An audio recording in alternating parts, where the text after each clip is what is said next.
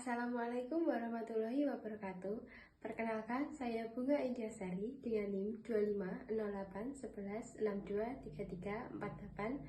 Saya dari Offering D.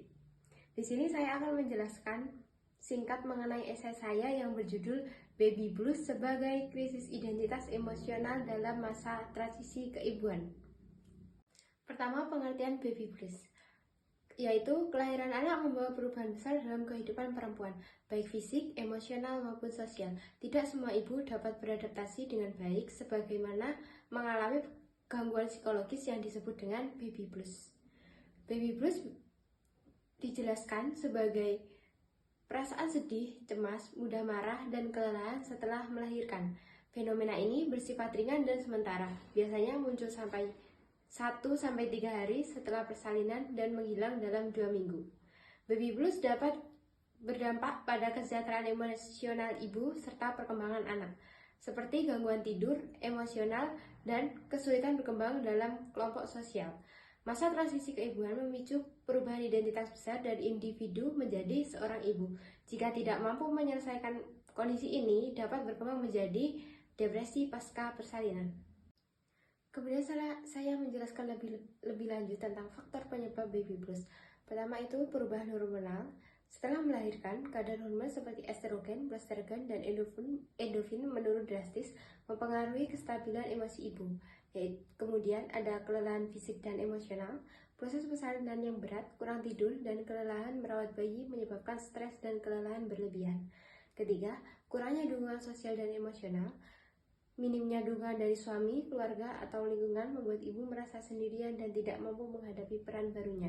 Keempat, kesulitan menyusui atau masalah fisik lainnya, ASI yang tidak keluar, payudara bengkak, atau bayi rewel menambah tekanan emosional.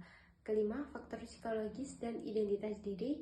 Ibu mengalami krisis identitas emosional karena pergeseran peran dari individu mandiri menjadi seorang ibu yang penuh tanggung jawab. Ini memicu stres, rasa bersalah, dan kehilangan jati diri. Keenam, pengalaman persalinan yang sulit atau traumatis. Persalinan yang menegangkan atau komplikasi kesehatan ibu dan bayi dapat meningkatkan resiko munculnya baby blues. Ketujuh, masalah sosial atau stigma masyarakat. Penilaian negatif terhadap ibu yang dianggap tidak bahagia setelah melahirkan menimbulkan rasa malu dan tekanan batin. Kemudian ini adalah presentasi kasus di dunia, terutama di benua Eropa, yaitu pertama ada di Republik Moldova, Rumania, Hungaria, Finlandia, dan Swiss. Kemudian presentasi kasus di Indonesia, pertama, saya menemukan kasus di kota Kupang dengan persentase tinggi, yaitu 75%, kemudian Lombok Timur, NTB, Banda Aceh, Jawa Barat, dan Jawa Tengah. Dalam teori penyebab dan teori penyelesaian, saya mengambil dari teori Erik Erikson, yaitu teori psikososial.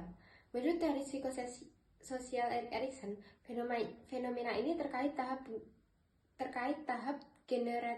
generativity vs stagnation, di mana ibu berusaha berperan produktif dan merawat generasi berikutnya. Baby blues terjadi ketika identitas lama belum mampu menyatu dengan peran baru sebagai seorang ibu, memunculkan stres dan kebingungan diri. Kemudian, teori penyelesaian dapat dilakukan dengan teori ini dengan cara melalui integrasi peran ibu ke dalam identitas diri dengan dukungan sosial, penerimaan diri, serta pengalaman positif merawat bayi. Dukungan pasangan dan keluarga berperan penting dalam mengurangi stres dan memperkuat rasa kompetensi ibu. Sekian presentasi dari esai singkat yang dapat saya sampaikan. Kurang lebihnya mohon maaf dan terima kasih.